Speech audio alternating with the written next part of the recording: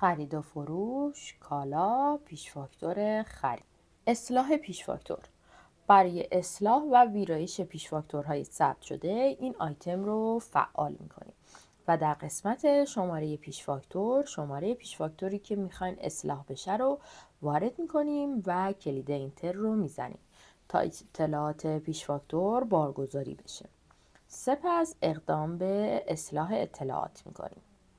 اما برای ثبت پیش فاکتور، هنگامی که این فرم باز میشه ابتدا تاریخ پیش فاکتور رو وارد میکنیم و بعد اینتر رو میزنیم. بعد از تاریخ لیست مشتریان نمایش داده میشه.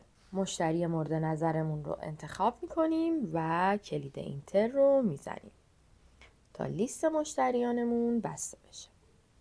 اطلاعاتی همچون مانده، آدرس مشتری، تعداد فاکتورهای قبلی خریداری شده در بالای فاکتور نمایش داده میشه. در صورت لزوم شماره بارنامه و توضیحات فاکتور درج میشه. در قسمت اقلام پیش فاکتور برای افزودن کالا به فاکتور کلید مثبت روی صفحه کلید یا روی دکمه افزودن کالا کلیک میکنیم تا لیست کالاها نمایش داده بشه.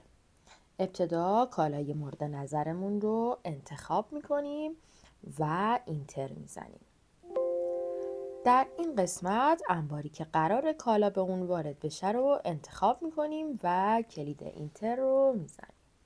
نکته: برای حذف کالا کافیه روی ردیف کالامون کلیک کنیم و سپس دکمه دیلیت رو روی صفحه کلید بزنیم یا روی حذف کالا کلیک کنیم. ردیف، انبار، نام کالا و واحد سنجش هر کالا رو مشاهده میکنیم. حالا اطلاعات خریدمون مثل تعداد واحد، تعداد جزء و بهای جزء رو وارد میکنیم. بهای واحد و بهای کل به صورت اتوماتیک محاسبه میشن. درصد تخفیف کالا و در این قسمت درصد تخفیف پروموشن رو مشاهده میکنیم.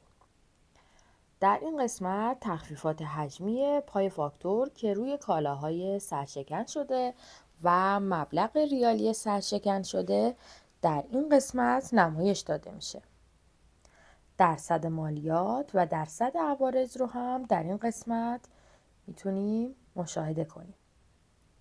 نکته: در صورتی که برای کالا درصد مالیات و عوارض تعریف کرده باشیم در فاکتور به صورت اتوماتیک اعمال میشه. هزینه مازاد شامل باربری، کرایه حمل و تخلیه باره که مبلغ سرشکن شده روی اقلام فاکتور در این قسمت نمایش داده میشه و در قسمت تمام شده ریالی برای هر ردیف کالا رو میتونیم ببینیم.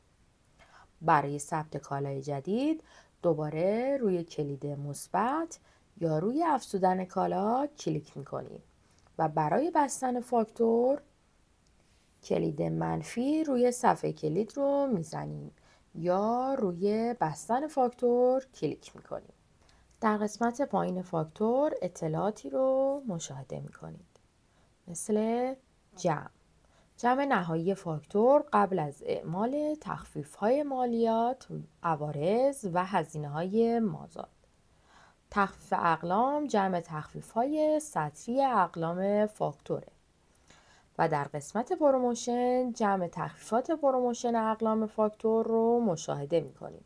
در این قسمت درصد تخفیف پای فاکتور رو مشاهده می‌کنیم که در صورت انتخاب این قسمت با زدن کلید اینتر حالت تخفیف درصدی به ریالی تبدیل میشه.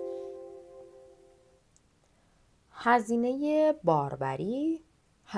باربری فاکتوریه که جزء هزینه‌های مازاده. در این قسمت جمع بدون احتساب مالیات و عوارض. جمع مالیات فاکتور، جمع عوارض فاکتور، جمع نهایی فاکتور رو در این قسمت مشاهده می‌کنید. و در قسمت واحد جمع ستون‌های فاکتور و در قسمت جزء جمع ستون جزء فاکتور رو مشاهده می‌کنید. در صورتی که کرایه حمل بر عهده فروشنده باشه، آیتم مربوطه رو فعال میکنیم و در نهایت با زدن کلید آلت و F2 یا انتخاب دکمه ثبت پیش فاکتور خریدمون رو ثبت میکنیم.